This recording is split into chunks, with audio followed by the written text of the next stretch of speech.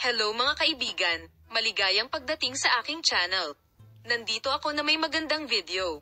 Ang sikat na aktres na si Tugba Buyak Ustan ay nagpahayag ng kanyang relasyon kay Engin Ecurek pagkatapos ng mahabang katahimikan.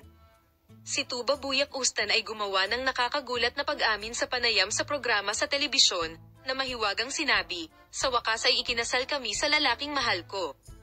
Ang katahimikang ito ng kanyang Grand Superior, na matagal nang wala sa kanyang agenda, ay pumukaw ng curiosity.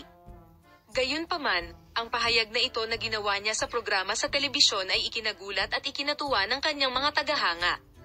Ang anunsyo ni Tuba Buyak Ustan na sa wakas ay magpapakasal na siya kay Engin Ecurek, na matagal na niyang minamahal at inilihim niya ang kanyang pribadong buhay, ay nagkaroon ng malaking epekto sa mundo ng magazine. Ang relasyon ng mag-asawa ay naging paksa ng tsismis at haka-haka sa mahabang panahon.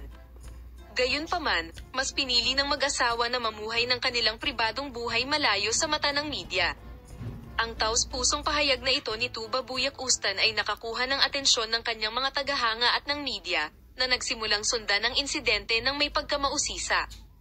Bagamat ang desisyon ng mag-asawa na magpakasal ay naging masaya ang kanilang mga tagahanga, ito ay isang bagay din ng pag-usisa. Kung sila man ay ikinasal sa isang espesyal na seremonya o kakasal lamang, ang lahat ng mga detalye ay pumukaw ng pag-usisa, ngunit ang mag-asawa ay mas pinipili na ibahagi ang kanilang mga espesyal na alaala sa kanilang sarili lamang at nananatiling tahimik sa paksa. Nakatawag din ito ng atensyon ng media.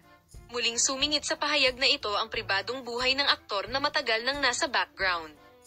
Habang pinag-uusapan ng mundo ng magazine ang tungkol sa kaligayahan at kasal ng mag-asawa, curious din sila sa mga detalye.